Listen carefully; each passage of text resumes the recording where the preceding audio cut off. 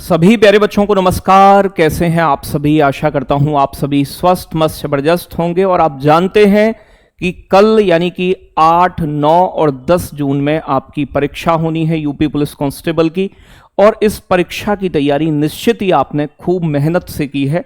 आप में से बहुत सारे साथी सालों से इस परीक्षा की तैयारी में लगे होंगे, लेकिन अंतिम समय में एक डर होता है मन में, और डर उसी बच्चे को होता है जिसने वास्तव में मेहनत की है जोर शोर से। तो ये डर ये दिखाता है कि हाँ भाई, मेहनती तो पूरे हो। जिसने मेहनत नहीं की उसको डर बिल्कुल नहीं होगा, क्योंकि उसे पता है उसका पेपर तो खराब जाना ही है। लेकिन लास्ट टाइम पर इस डर को ही नियंत्रण में लाना है, डर पर ही काबू पाना है, जिससे कि आपकी परीक्षा बहुत बेहतर ढंग से हो पाए। किन बातों का ध्यान रखना है, इसके लिए 5 मिनट आप इस वीडियो को पूरा देखेंगे और 5 मिनट में वो सारी चीजें मैं आपको बताऊंगा। सबसे पहले कि भाई, अपना एडमिट कार्ड आपने डाउनलोड कर लिया होगा, तो डाउनलोड कर लीजिएगा अपना अकाउंट। जो एडमिट कार्ड है वो आ गए हैं एडमिट कार्ड, तो एडमिट कार्ड पे देख लीजिएगा आपका कहाँ गया है सेंटर, नाम क्या है, सारी चीजें ठीक भरी हुई हैं नहीं है।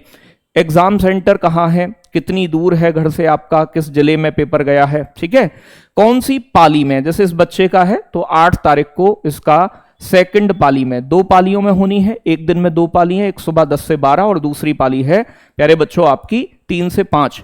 अगर जिनका पेपर मतलब आपका 10 बजे से, उनके लिए 8 बजे सुबह को गेट ओपन हो जाएगा। ठीक है भाई, 8 बजे पहुंच सकते हो, 8:30 बजे पहुंच जाओ। लेकिन जैसे सुबह 9:30 बजे गेट बंद हो जाएगा, तो लगभग आप 9 बजे तक जरूर किसी भी स्थिति में पहुंच जाएं।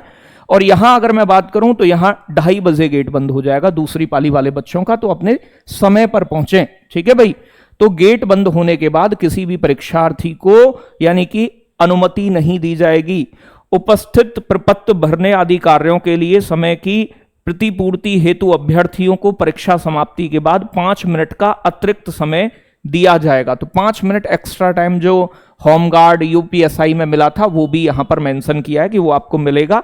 तो अपनी ओएमआर सीट में नाम, रोल नंबर, ये बाकी चीजें बहुत ध्यान से भरनी है। अगर आप यानी कि पूरी मेहनत की और पूरा सारा काम करिया है बढ़िया, और आपने अपना अनुक्रमांक ही गलत डाल दिया, तो पूरी मेहनत पर ही पानी फिर जाएगा। इसीलिए ये चीज बड़ी सेंसिटिव होती है। व्हाइटनर, फ्लूड, रबड़ का इस्तेमाल, ये सब चीज, खुरचने का, ये सब अलाउ नहीं होता है।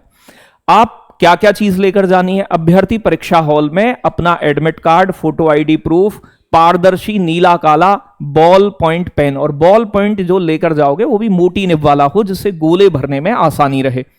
ठीक है भाई, जैसे कोई भी स्टेशनरी आइटम आप नहीं ले जा सकते हैं, ये मना किया है। इलेक्ट्रॉनिक गैजेट, कैमरा, घड़ी, ब्लूटूथ डिवाइस, ईयरफोन, ये सब बैन है।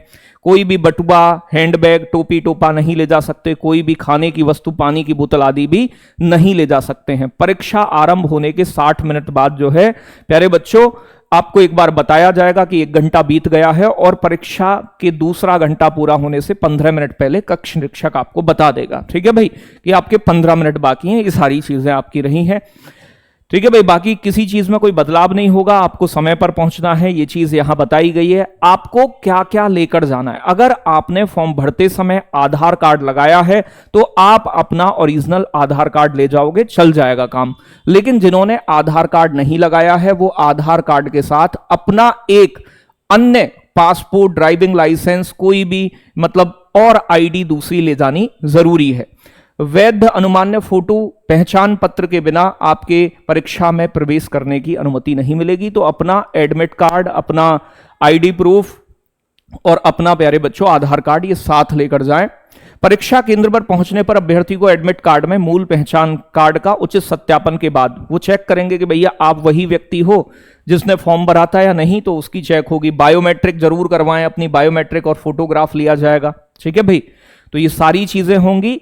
तो अपना ये सभी चीजें लेकर आपको समय से पहुंचना है। टाइम से पहुंचोगे, आराम से पहुंचोगे। पहले देख लेना, 150 मिनट मतलब 150 प्रश्न होंगे ऑब्जेक्टिव टाइप, और 120 मिनट है।